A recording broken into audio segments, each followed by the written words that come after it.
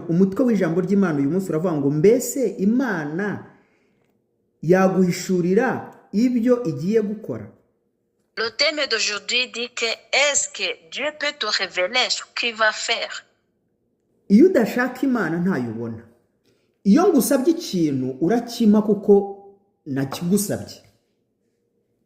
Quand je te demande quelque chose, tu me la donnes parce que je te l'ai déjà demandé. Ariko iyo ntakigusabye ntabwo umenya ko ngikeneye kuko ntacyo nagusabye. Quand je te la demande pas, tu ne peux pas savoir que moi j'en ai besoin. Niyo mpamvu rero ijambo ry'Imana rivuga ngo abanshakana umwete bazambona. C'est pourquoi la parole de Dieu dit que ceux qui cherchent Dieu avec le zèle, ils vont le trouver. Yiyereka abayikeneye. Dieu se manifeste aux gens qui en ont besoin. Iyo utayikeneye, lorsque tu n'as pas besoin de Dieu, haba hari ikibazo muri wowe cyangwa se muri njyewe. C'est qu'il peut y avoir un problème en toi ou un problème en moi. Nimba tugira inyota yo gushaka akazi kugira ngo tubeho, si on a la soif de chercher du travail pour vivre, akazi turagashaka kugira ngo tukabone. Nous mettons nos efforts à chercher du travail pour qu'on puisse le trouver. Kugira ngo tubone diplôme turiga kugira ngo tuyibone. Pour qu'on puisse avoir le diplôme, on étudie pour l'avoir. Kugira ngo turye turateka turanahaha. Pour qu'on puisse manger, on doit faire les courses et après on prépare à manger. Kugira ngo duse neza turakaraba tukanisiga. Pour que nous soyons propres, on se lave et on se met la crème sur nos corps. Kandi iyo ibyo byose utabifite ujya kubihaha kugira ngo ubigire mu nzu. Et quand tu n'as pas tout ça, tu dois aller faire les courses pour que tu peux les avoir dans ta maison. Kandi iyo utagiye kubishaka ntabwo byo bigushaka. Et quand tu vas pas les chercher, eux ils viennent pas te chercher. Kubera iki tugira inyota yo gushaka iby'uyu mubiri ariko tukananirwa kugira inyota yo gushaka uwaremye umubiri? Pourquoi on a la soif de satisfaire notre convoitise charnelle et nous n'avons pas la soif de chercher le Créateur qui a créé ce corps? Ni ikibazo kinini cyane. C'est un grand problème. Ni ikibazo kinini ku bantu b'Imana, ni ikibazo kinini mu isi idashaka Imana. C'est un grand problème pour les hommes de Dieu. C'est un grand problème aussi dans ce monde pour les gens qui ne cherchent pas Dieu. Niyo mpamvu ndimo kwibaza ikibazo nawe wibaza. C'est pourquoi je suis en train de me poser la question, comme toi aussi tu te la poses. Kubera iki Imana iza nyuma y'iby'umubiri ukeneye? Pourquoi Dieu vient après de ce que le corps a besoin? Pourquoi? Ni ukubera iki? Donc pourquoi Dieu prend la dernière place après ce que le corps a besoin? Kandi ibyo uyu mubiri ukeneye Imana yaremye yabiremeye uyu mubiri yaremye n'ubundi ko turashaka iby'umubiri yaremye umubiri ntituyishaka. Même nous cherchons les choses qui peuvent satisfaire le corps au lieu de chercher le Créateur qui a créé ce que le corps a besoin. Ni ikibazo ndi kwibaza kikantera confusion. C'est ça la question que je me pose et ça me met dans la confusion totale. Kubera iki umuntu Imana yaremye umutima we uhanze amaso iby'isi udashobora guhanga amaso iby'ijuru?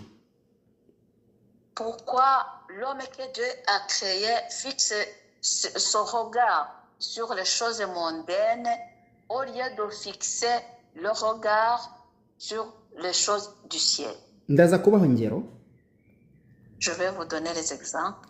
n'abigisha dufite uyu munsi b'ijambo Même ry'Imana même les prédicateurs que nous avons aujourd'hui qui nous prêchent la parole de Dieu, uyu munsi baratubwira amafaranga mbere yuko batubwira Imana yaremye twebwe ikarema n'amafaranga. aujourd'hui, ils nous parlent de l'argent avant de nous parler de Dieu qui a créé cet argent. kandi bakatwigisha ko ikiduhuza n'iyo Mana ari amafaranga. Et ils nous enseignent que ce qui nous lie avec Dieu, c'est d'abord l'argent. Aho ngaho ntangira kwibaza ibibazo. Là, je commence à me poser des questions. Ibyo mfite nibyo bifite agaciro gahamagara Imana cyangwa ni njye ufite agaciro gahamagara Imana? Est-ce que ce que je possède, ce sont ces choses-là qui appellent Dieu, ou bien c'est moi qui a la valeur d'appeler Dieu?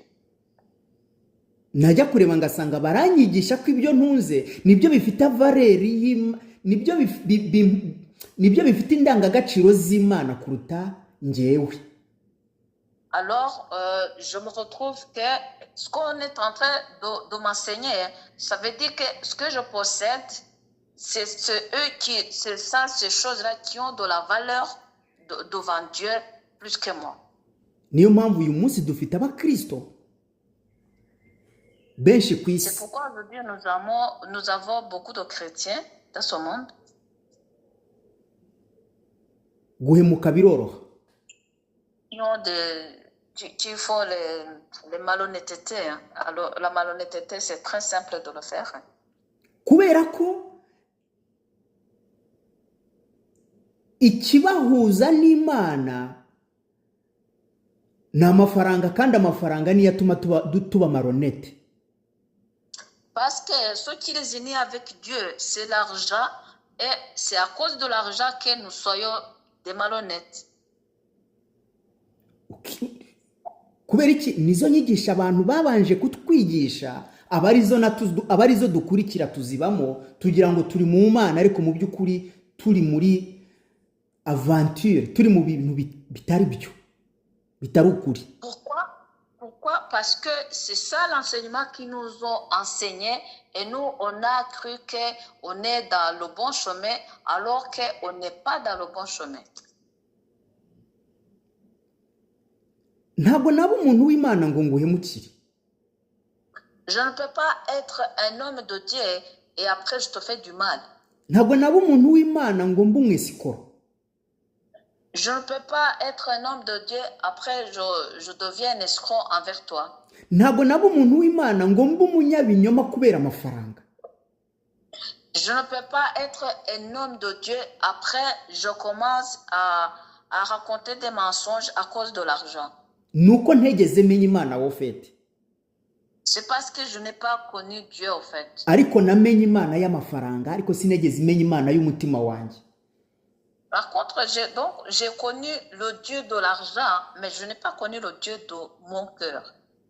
Ntabwo negeze menya Imana ihindura umutima, namenye Imana itanga amafaranga.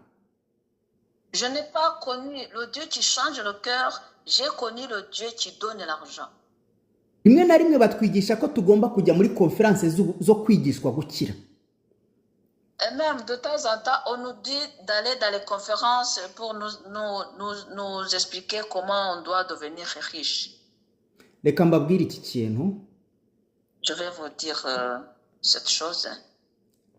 Iyo wamenye Yesu, lorsque tu connais déjà Jésus, ukaba muri we neza, et que tu vis à lui convenablement, akwigisha gukora, il t'apprend à travailler, akwigisha gutanga, il t'apprend à donner, akwigisha kubaha, il t'apprend à respecter, akwigisha urukundo, il t'apprend l'amour, akwigisha kuba honnête, il t'apprend à être honnête.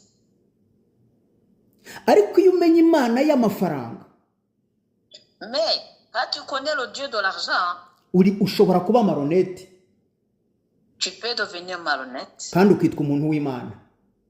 et tu te nommes que tu es un homme de Dieu. ni ukuvuga ngo ushobora kugira ubwibone kandi ukitwa umuntu w'Imana.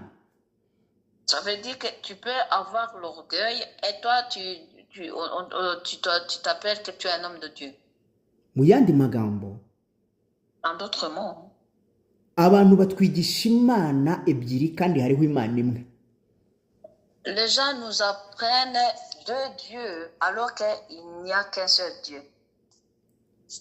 Imana rero imwe dukwiriye kumenya ni Imana yaremye umuntu ufite umutima mwiza ukora ibyiza. Le seul Dieu que nous devons connaître, c'est un Dieu qui a créé un être humain, qui a un bon cœur et qui fait de bonnes choses. Ni Imana yaremye umuntu imwigisha no gukora. C'est le Dieu qui a créé un homme et qui l'a appris à travailler. Kugira ngo ataba umunebwe cyangwa ngo abe igisambo. Mujura. Pour qu'il ne soit pas paresseux ou bien qu'il ne soit pas un voleur.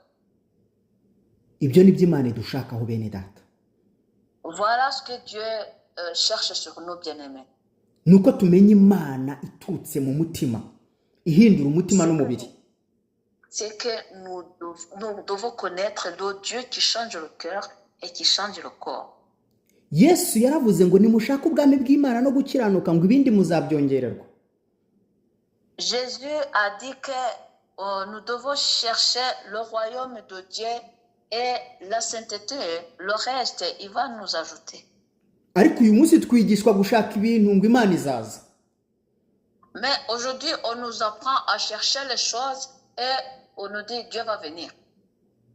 Twigishwa gutanga amafaranga ngo Imana iduhe umugisha. On nous apprend à donner l'argent pour que Dieu nous bénisse. Ntabwo Imana ikora gutyo bene data. Dieu ne fonctionne pas comme ça, bien-aimé. Imana ishaka ko umutima wawe uhinduka ikawigisha icyo ukora. Ikakwigisha icyo ukora. Dieu veut que ton cœur change, après il t'apprend ce que tu dois faire. Imana ishaka yuko imitekerereze yawe iba myiza no mu kazi. Dieu veut que tes façons de penser soient bonnes, même dans le travail. Uyu munsi dufite abakristo benshi bakijijwe. Si aujourd'hui nous avons beaucoup de chrétiens qui sont déjà reçus le salut, ntago uyu munsi twagira abakene mu rusengero. Aujourd'hui, nous n'allions pas avoir les pauvres à l'église. Dufite abantu bakijijwe bafite Imana by'ukuri. Si nous avions vraiment les vrais chrétiens qui ont vraiment le vrai Dieu, twafasha abantu benshi bakennye mu buryo bw'umwuka no mu buryo bw'umubiri. On allait aider beaucoup de gens qui sont pauvres d'une façon physique et d'une façon spirituelle.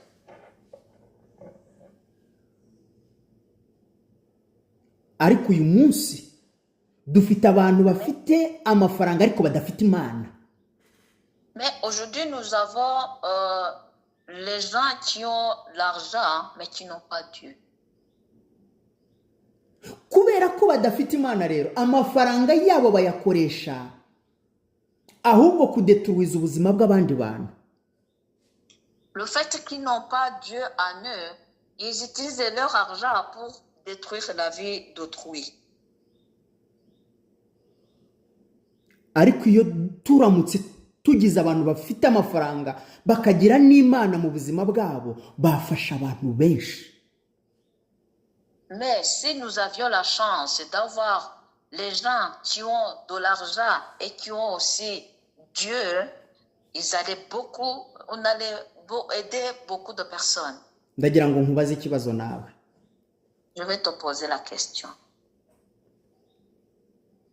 Uyu munsi Aujourd'hui, urambwira ko ukijijwe nanjye ndakijijwe. tu me dis que tu as reçu le salut, moi aussi j'ai reçu le salut. uyu munsi umuntu aje iwawe ashonje mwasangira uyu munsi n'uyu mugoroba. Supposons qu'il y a une personne qui vient chez toi ce soir. Est-ce que tu peux partager à manger avec elle? Ni ikibazo ugomba kwibaza. C'est une question que tu peux te poser. Uyu munsi umuntu aje iwanjye twasangira. Est-ce que si aujourd'hui quelqu'un vient chez moi, on peut partager à manger? Icyo bisobanura, Ce que ça veut dire, ijambo ry'Imana rivuga ngo nimusaba muzahabwa. la parole de Dieu dit que si vous demandez, on va vous le donner. Iyo umuntu adusabye ibyo akeneye tubifite nk'abubaha Imana turabimuha. Lorsque quelqu'un nous demande ce qu'il a besoin, en tant que nous qui honorons Dieu, nous lui donnons ce qu'il a besoin. Uko niko rero Yesu yavuze ngo abanshakana umwete bazambona. C'est comme ça que Jésus a dit, ceux qui me cherchent avec le zèle, ils vont me trouver. Murabona ku isi ntabwo igirwa nziza n'amafaranga dufite, igirwa nziza n'imitima dufite. Vous voyez que le monde ou la terre, il n'est pas beau parce qu'on a l'argent. Non, il est beau parce qu'on a les bons cœurs. Iyo uri mwiza muri wowe utanga ibyiza. Lorsque tu es beau en toi, tu donnes les bonnes choses. Iyo uri mubi utanga ibibi. Et quand tu es mauvais, tu donnes les mauvaises choses. Niyo mpamvu hano ndashaka ko tuvuga ngo ese usengera Erope bivuye ku mutima mwiza ufite. C'est pourquoi ici je veux que tu te poses la question, est-ce que tu pries pour l'Europe à cause de ton beau cœur? None se usengera abarwayi muri Erope kubera ko ubabajwe n'abarwayi? Est-ce que tu pries pour les malades qui sont en Europe parce que les malades te préoccupent vraiment? Uyu munsi turi gusengera abanywi ba drogue, turabasengera mu by'ukuri kubera ko babajwe nuko drogue zibishe. Est-ce que aujourd'hui on est en train de prier pour les gens qui prennent les drogues? Est-ce que tu pries pour les drogués parce que vraiment ça te fait mal au cœur? Ndashaka kugira ngo tukore ibintu ufite biturimo, twe gukora ibintu bituriho, dukora ibiturimo. J'aimerais bien vraiment que nous faisons des choses qui sont vraiment en nous.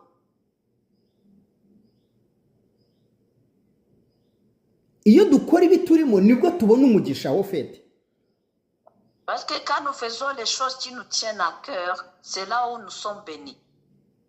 Nimba ubabajwe n'abari gupfa nuko ushaka ko bakira.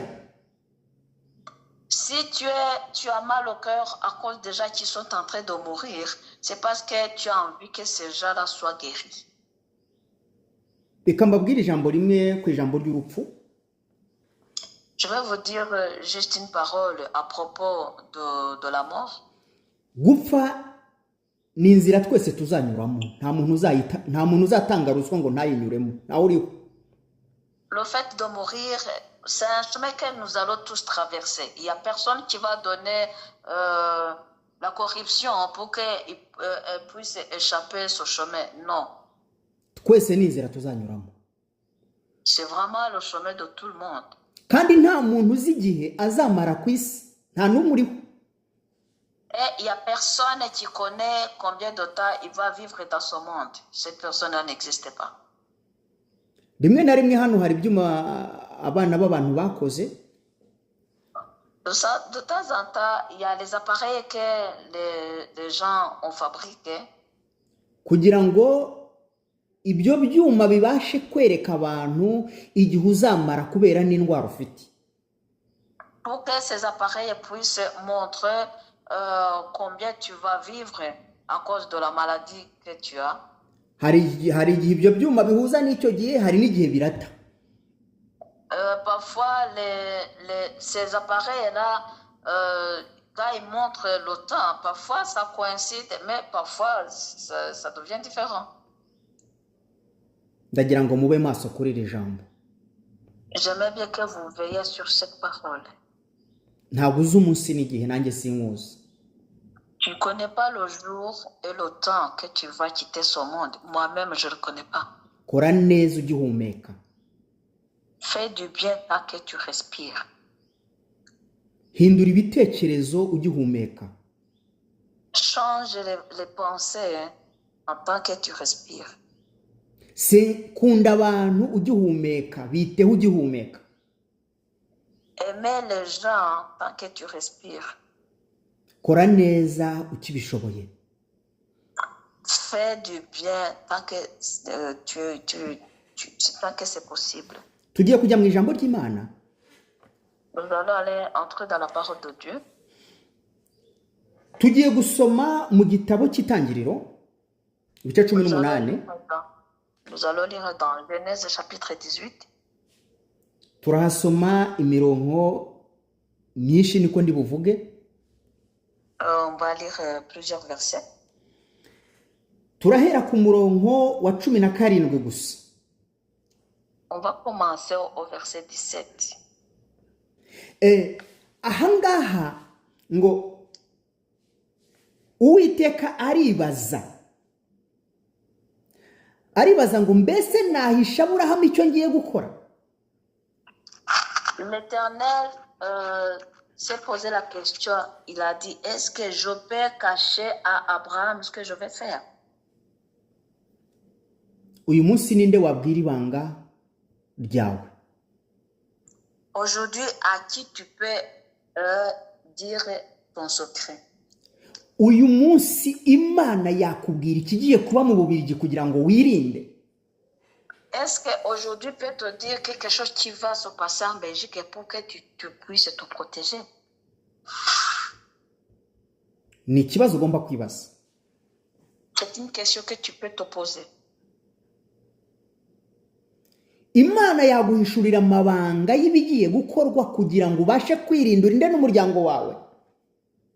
Dieu peut te révéler les secrets des choses qu'il va faire pour que tu puisses te protéger et protéger ta famille.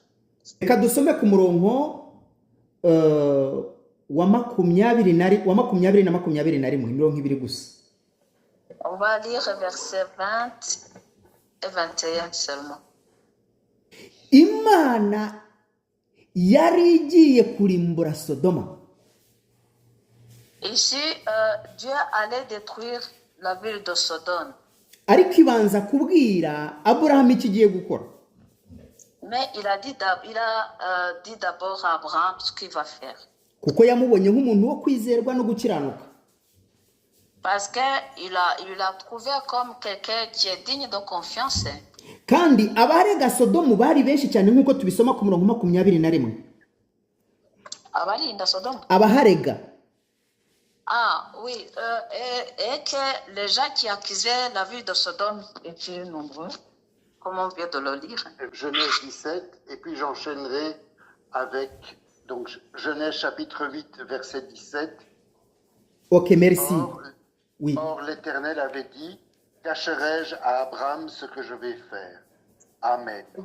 Et les versets 20 et 21, voilà. L'Éternel dit, ce qu'on reproche à Sodome et Gomorrhe est si énorme que leur péché si grave que je vais descendre et voir s'ils ont agi tout à fait comme je l'entends dire. Et si cela n'est pas, je le saurai aussi. Amen. Imana irabwira Aburahamu nk'umuntu wo kwizerwa. Ici, Dieu parle à Abraham comme quelqu'un qui est digne de confiance. Iri kumubwira ibigiye kuba kugira ngo abashe gusenga no kuba maso no kwirinda no kurinda umuryango. Il est en train de lui dire ce qui va se passer pour qu'il puisse prier et de se protéger et protéger sa famille. Uyu munsi ntago ari Aburahamu uri kubwirwa, ni wowe uri kubwirwa nanjye. Aujourd'hui, c'est pas Abraham que Dieu est en train de parler, c'est moi et toi. Ahangaho utuye, aho ngaho utuye. Là où tu habites et là où j'habite. Waba wo kwizerwa ku Mana haba hagiye kuba ikibazo Imana ikakubwira ngo hasohoke. Est-ce que tu peux être vraiment quelqu'un de confiance de façon que s'il y a un problème qui va se passer, Dieu peut te dire, sors, sauve-toi. ni ikibazo turimo kwibaza uyu munsi. C'est ça une question que nous sommes en train de se poser aujourd'hui. Ahangaha Ici, iyo habaye ikibazo lorsqu'il arrive qu'il y a un problème, bahita baprevena abantu bakababwira ati hari ikibazo ahangaha ntago hagerwa. on prévient les gens tout de suite et on leur dit il y a un problème ici, il ne faut pas y aller. Hano ni Imana noneho iri kuvugana natwe. Ici, c'est Dieu qui est en train de nous parler. Turi abantu bo kwizerwa, nk'uko iyo habaye ikibazo guverinoma ihita ibwira abaturage kigiye kuba ngo birinde. Est-ce que nous sommes vraiment les personnes de confiance comme quand il y a un problème, l'État prévient la population pour se protéger? Ndagira ngo mube maso nshuti z'Imana. J'aimerais bien que vous veillez, bien-aimés de Dieu. Ijambo ry'Imana ni icyerekezo cyo kumenya. C'est une direction de connaître Inzira y'ubuzima bwacu. le chemin de nos vies. Mu mibereho ya buri munsi. Dans notre vie quotidienne. Abrahamu yari umuntu wo kwizerwa ku Mana. Abraham était quelqu'un de confiance envers Dieu. Kandi Abrahamu yari atuye hano hantu. Et Abraham n'habitait pas à l'endroit là. Ari nayo mpamvu uyu munsi twamaze kumenya ko tugomba gusengera Europe kugira ngo haze ububyutse. Et c'est pourquoi aujourd'hui nous sommes déjà au courant qu'on doit prier pour l'Europe pour qu'il y ait le réveil. Ntago umuntu yabyuka mu gitondo ngo avuye ngo ngiye gusengera Europe. Urinde se wowe? On ne peut pas se réveiller d'un bon matin et on commence à dire oui, je vais prier pour l'Europe. Qui es-tu? Nuko hari bitagenda bihari. C'est parce qu'il y a beaucoup de choses qui ne marchent pas. Imana itwereka. Que Dieu nous révèle. Icyambere. La première chose. Aha harategurwa intambara kandi tugomba gusengera kugira ngo Imana yikureho. Ici, il y a une guerre qui est en train de se préparer et nous devons prier pour que Dieu enlève cette guerre. Ahangaha hari abantu batemera Imana, turi gusaba Imana kugira ngo Imana ibafungura amaso yo kumenya. Il y a beaucoup de gens qui ne croient pas en Dieu. Nous devons prier pour que Dieu ouvre leurs yeux pour qu'ils puissent connaître Dieu. Ibyo tutabisabye Imana ntago Imana izakora tutavuze. Si nous ne demandons pas Dieu de faire ça, Dieu ne va pas agir. Impamvu Imana yaje kubwira Abrahamu nuko Abrahamu yari umuntu uri maso ku Mana, yari honnête ku Mana, yari maso, yarakangutse. La raison pour laquelle Dieu est venu avertir Abraham, c'est parce qu'Abraham était quelqu'un qui priait, qui était veillé. Kandi Abrahamu igihe yarimo ni nk'igihe natwe turimo uyu munsi. Et le temps que Abraham vivait à l'époque là, c'est comme nous, c'est le même temps que nous sommes en train de vivre actuellement. Naho hari abantu barya banywa barongora, byari ubuzima bwiza nk'ubwo tubona hano mu isi dufite.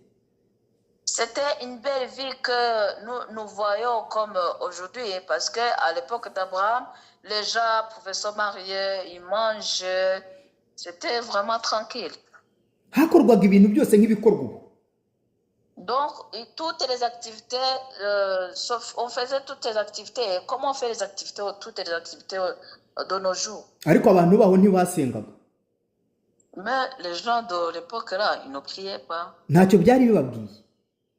Ça ne leur disait rien du tout. Noneho amajwi y'abaharega twayabonye ku murongo 21. Alors, les voix qui reprochaient la ville est là. On l'a vu sur le verset 21. mwari muzi ko hano no hari amajwi aharega hari amajwi ari kurega iyi si uyu munsi turimo. Est-ce que vous savez bien qu'aujourd'hui, il y a les voix qui sont en train de reprocher ce monde dans ce jour-là que nous vivons? Ndagira ngo mube maso nshuti z'Imana. J'aimerais bien que vous veillez, bien-aimés de Dieu. Ndi burenzeho iminota mike cyane. Je vais aborder quelques minutes. Ariko ni ukugira ngo tubashe kumenya impamvu zo gusenga dusenga uyu munsi. Mais c'est pour que nous puissions connaître les raisons pour lesquelles nous sommes en train de prier. Ni nayo mpamvu mbanje kwegisikiza ngo mumbabarire. C'est pourquoi je me suis excusé auprès de vous. Abrahamu ari gusengera Sodoma ngo ntirimbuke. Abraham est en train de prier pour Sodome pour que Sodome ne soit pas péri. Nanjye ndimo gusengera nawe, natwe turimo turasengera Europe cyangwa se isi muri rusange kugira ngo Imana yigirire mu yigarukemo. Moi et toi, nous sommes en train de prier pour l'Europe ou même le monde en général pour que Dieu ait pitié d'elle, pour qu'ils reviennent de nouveau. Yifungura amaso y'abantu bongere batekereze ku Mana.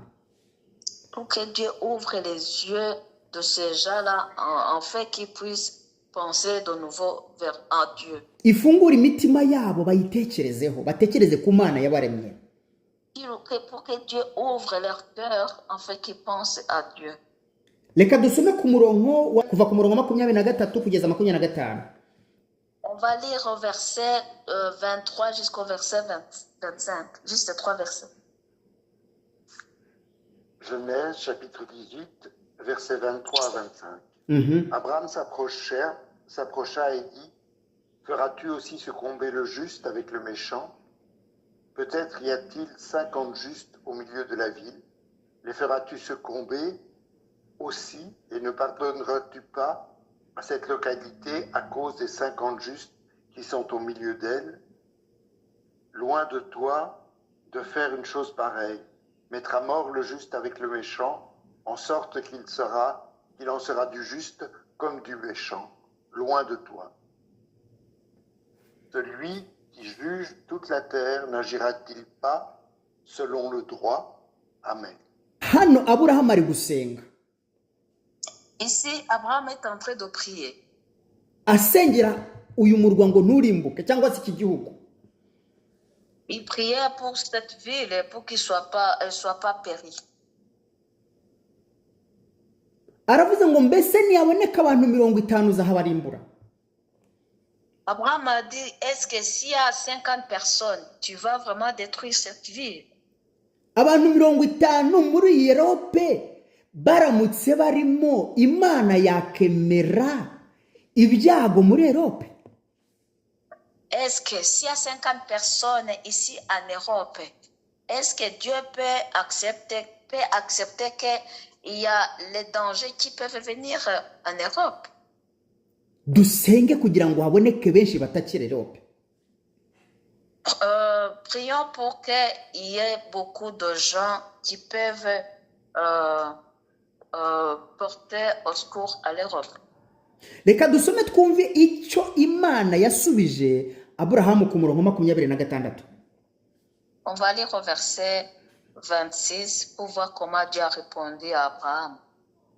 Verset 26. L'Éternel dit, si je trouve dans Sodome 50 justes au milieu de la ville, je pardonnerai à toute la localité à cause d'eux. Amen. Amen. Murumva ko igisubizo aravuze ngo nihaboneka 50 witeka uhabwa icyubahiro, nihaboneka 50 ntago nzaharimbura. Vous voyez que Dieu a dit que s'il y a 50 personnes dans cette localité, je ne vais pas la détruire. Ese haboneka abantu 50 muri iki gihugu? Est-ce qu'il peut y avoir 50 personnes dans ce pays? Bakiranukira Uwiteka? Tu peux être juste envers Dieu. reka wongere wumve aburahamu aracyakomeza gutakamba ari gusenga ku murongo 27 n'8. Oui. Versets 27 et 28, vous allez voir comment Abraham continue à supplier Dieu en prière. Versets 27 et 28. Abraham reprit et dit, « Voici donc que j'ai osé parler au Seigneur, moi qui ne suis que poussière et cendre. Peut-être des 50 justes en manquera-t-il 5. Pour 5, détruiras-tu toute la ville? Et l'Éternel dit, je ne la détruirai pas si j'en trouve là 45. Amen. Urabyumvishe? Vous avez entendu? Ahangaha nihaburaho abantu 50 uvuga ngo ni 45 noneho ese nihababoneka abantu 45 Imana izarimbura uyu murwa? Imana irabyanze. Est-ce qu'il y aura 45 personnes? Dieu va détruire cette localité. Imana izabarokora. Dieu va les sauver. Niyo mpamvu gusenga kwacu ahari hari abantu kuzasova. C'est pourquoi nos prières, c'est sûr qu'il y aura les gens qui vont être sauvés. Amen. Ahari gukizwa kwawe kuzatuma benshi bakira. Peut-être ta repentance va causer le salut aux autres. Ahari kuvuga ijambo ry'Imana kwawe kuzafasha abandi gutekereza Imana. Peut-être ta façon d'évangéliser va aider les autres à penser Dieu. Ndagira ngo utekereze wowe uhagaze uko Imana ishaka ku buryo washobora kuba umuntu uhamagara abandi. J'aimerais bien que tu réfléchisses un peu. Est-ce que toi, tu te tiens bon de façon que tu peux être une personne et tu peux appeler les autres? Ntago mbacira urubanza. Je ne vous juge pas. Hein? Ahubwo ni ikibazo mbabajije. Par contre, c'est une question que je vous pose. Soma ku murongo 29. Tu peux nous lire au verset 29? Gusa. Selema. Verset 29. Verset 29. Abraham continua de lui parler en ces termes. Peut-être s'en trouvera-t-il là 40. L'Éternel dit, je ne ferai rien à cause de ces 40. Amen. Amen. Uyu mugabo Abrahamu ari kunegosiya n'Imana. Cet homme Abraham est en train de négocier avec Dieu. Ninde muri iki gihugu ushobora kunegosiya n'Imana kugira ngo Imana irinde ububirigi? Dans ce pays, qui peut négocier avec Dieu pour que Dieu protège la Belgique? Hano hari amashyaka arenga 5 bananiwe kumvikana gushyiraho guverinoma ya Buruseli. Ici, il y a plus de 5 partis politiques, Plus. mais ils n'arrivent pas. Plus de 5 partis politiques, mais ils n'arrivent pas à s'attendre pour mettre le gouvernement bruxellois en place. Hano rero Imana iri kuvuga ngo noneho ese habonetse abantu 40 uzarimbura ati hoya ntibishoboka. Et ici, Abraham est en train de poser la question à Dieu, est-ce que s'il y a 40 personnes dans cette localité, est-ce que tu vas la détruire? Dieu a dit non. Imana yacu ni Imana y'imbabazi n'urukundo. Notre Dieu est un Dieu de miséricorde et d'amour. Uyu mugabo Aburahamu yari afite umutima ntarimo kwimagina ninde muntu ufite muri iki gihugu. Cet homme Abraham a vraiment un cœur que je n'arrive pas à imaginer à quelle personne tu peux avoir ce cœur dans ce pays de Belgique. Ninde muntu ufite uyu mutima muri Europe? Tu peux avoir le cœur d'Abraham ici en Europe. Wakingingira Europe igahinduka, wakingingira ububirigi bugahinduka. Tu peux intercéder pour l'Europe pour que l'Europe change, ou bien tu peux intercéder pour la Belgique pour que la Belgique change. Dusomere ku murongo wa 30 na 31, s'il vous plaît. Tu peux lire au verset 30 et 31, s'il vous plaît. Versets 30 et 31. Abraham dit que le Seigneur ne s'enflamme pas de colère, et je parlerai encore. Peut-être s'en trouvera-t-il là 30. L'Éternel dit, je ne ferai rien si j'en trouve là 30. Abraham dit, voilà que j'ai osé parler au Seigneur. Peut-être s'en trouvera-t-il là 20. L'Éternel dit, je ne la détruirai pas à cause de ces 20. Amen. Amen. twavuye ku bantu 50. On a commencé par 50 personnes. turamanuka uyu munsi tugeze ku bantu 20. 30, pardon. Tugeze kuri 20. On est descendu et maintenant on arrive à 20 personnes. ntabwo haraboneka abantu 20 muri iki gihugu bashobora gusova Sodoma. Il y a pas 20 personnes dans ce pays qui peut sauver la ville de Sodome. Ese muri iki gihugu hari abantu 20 bashobora gusova iki gihugu? Est-ce que dans ce pays de Belgique, il y a 20 personnes qui peuvent sauver ce pays? Ese hari abantu 20 bashobora gusova Europe? Est-ce qu'il y a 20 personnes qui peuvent sauver l'Europe? Twibaze ibyo bibazo. Posez-nous ces questions. Posons-nous ces questions. Pardon. Dukomeze ku murongo wa 32 na 33. On va continuer au verset 32 et 33. Abraham dit que le Seigneur ne s'enflamme pas de colère, et je ne parlerai plus cette fois-ci. Peut-être s'en trouvera-t-il là 10. L'Éternel dit, je ne la détruirai pas à cause de ces 10. L'Éternel s'en alla lorsqu'il eut achevé de parler à Abraham, et Abraham retourna chez lui. Amen. Imana idufashe cyane. Que Dieu nous aide beaucoup. Twavuye ku bantu 50 muri iki gihugu bashobora gusova iki gihugu ariko babuze. On est parti de 50 personnes qui peuvent sauver ce pays, mais il n'y a pas 50 personnes. Tugeze ku bantu 10 nabo ntibaraboneka. On arrive sur 10 personnes et on ne les a pas encore trouvées. Urazi kwinginga umuntu? Est-ce que tu sais supplier une personne? Umusaba. Tu lui demandes.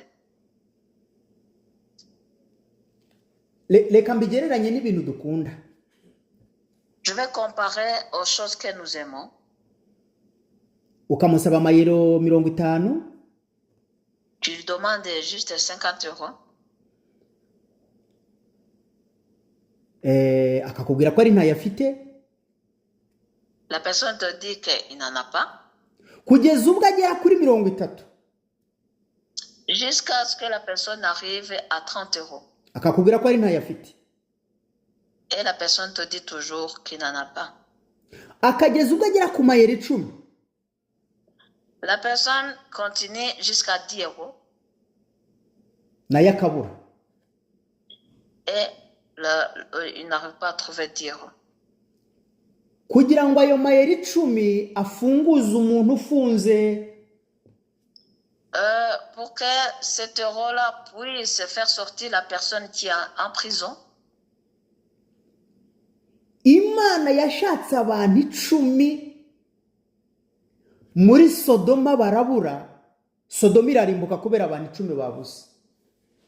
Ici, Dieu a cherché 10 personnes en Sodome et il n'a pas trouvé ces 10 personnes jusqu'à ce que Sodome a été détruit parce qu'il n'a pas pu trouver 10 personnes. Murimo muribaza iyo si y'icyo gihe. Est-ce que vous vous imaginez ce monde de l'époque-là? Nimutekereze uyu munsi. Pensez-y aujourd'hui. Ni bangahe bemera Imana? Combien de personnes qui croient en Dieu? Ngiye kubaha urugero ruto cyane rworoshye ku bintu mwabonye ejo bundi. Je vais vous donner un petit exemple simple sur les choses que vous avez vues il n'y a pas longtemps. Igihe Abarusiya bajyaga gutera muri Ukraine, Lorsque les Russes allaient attaquer l'Ukraine, barabanje baregera barataka bazana intwaro zabo bazegereza hafi ya Ukraine. ils ont approché leurs armes tout près de l'Ukraine. Noneho bongera bakora ikindi kintu basa nkaho bashubije y'intwaro basubira inyuma. Et puis ils ont fait une chose, donc ils ont repris leurs armes et ils ont reculé. Baravuga bati intambara ntabwo kibaye. Et ils ont dit qu'ils ne vont plus faire la guerre. Apure barongera noneho uko basubije intwaro inyuma kwari uburyo bwo kugira ngo bereke abantu ko nta kibazo aho ko begeranye intwaro nyinshi ziza ari nyinshi. Le fait de reculer, c'était vraiment leur façon de montrer au monde entier que voilà, il n'y a pas de problème, ils ne vont pas faire la guerre, alors que c'était leur façon de rassembler beaucoup d'armes de leur côté. Uku niko Imana irimo kutubwira, irimo no kutwereka. C'est comme ça que Dieu est en train de nous parler et de nous montrer aussi. Urwo ni urugero nari mbahaye. Ça, c'est un petit exemple que je vous ai donné. Aburahamu igihe yari ari kunegosiya n'Imana abantu b'i Sodoma ntabwo babyumvaga ntibari bazi n'ibyo ari byo baravuga ati ntabizaba. Au moment où Abraham négociait avec Dieu, les gens de Sodome, ils ne comprenaient rien, ils ne croyaient même pas que ça allait se passer. Reka ntacyo byari bivuze kuri bo. Donc ça ne disait rien du tout. Abantu bari muri Ukraine muri kiriya gihe basubiza y'intwaro baravuze bati reka nta ntambara ikibaye nta kibazo. Les gens qui sont en Ukraine, et quand ils voyaient que les Russes sont en train de faire reculer leurs armes, c'est sûr que les Ukrainiens, ils ont dit non, il n'y a plus de guerre, donc il n'y a pas de problème. Batangiye kubyumva ari uko amabomba atangiye kubamenekaho. Ils ont commencé à comprendre ça quand les bombes ont commencé à tomber sur eux. Ese natwe turashaka kuzasenga ari uko Imana yarangije kumanura ibihano ku isi? Est-ce que nous voulons vraiment prier au moment où Dieu commence à faire descendre leur punition dans ce monde? Nitube maso uyu munsi. Nous devons veiller à partir d'aujourd'hui. Ibyakorwaga mu gihe cya kera violence kwicana gusambana n'ibindi nibyo n'uyu munsi bikorwa uyu munsi muri iyi si turimo. Ce qu'on faisait à l'époque, la violence, la tuerie et la fornication, c'est ça qui sont en train de se passer dans ce monde d'aujourd'hui. Ubuzima abantu bararyaga baranywaga nibyo tubamo uyu munsi. À l'époque là, les gens mangeaient, buvaient. Voilà la vie d'aujourd'hui aussi que nous vivons. Abagore beza bariho, abagabo beza bariho, n'uyu munsi bariho. Il y avait les belles femmes, les beaux hommes à l'époque, et même aujourd'hui aussi, il y en a. Ndabasaba. Je vous demande. Iki ni igihe cyawe ngo utekereze ku bugingo bwawe. Ça, c'est ton temps de penser à ta vie éternelle. Reka dusenge Imana. On va prier. Iyo tuvuga ntimukajye mubifataho burari. Nous disons, il ne faut pas le prendre à la légère. Isi iri mu byago. Le monde est en danger.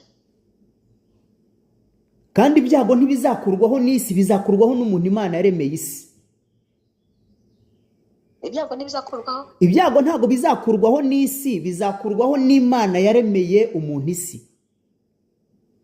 Bizakurwaho n'umuntu Imana yaremeye isi. Le danger qui est dans ce monde, c'est pas le monde qui va enlever ça. C'est l'être humain que Dieu a créé pour vivre dans ce monde. Ni wowe ugomba guhindura ibintu. C'est toi qui dois changer les choses. Ni njyewe ugomba guhindura ibintu. C'est moi qui dois changer les choses. Reka dusenge Jana Imana igumugisha. On va prier. Merci. Amen.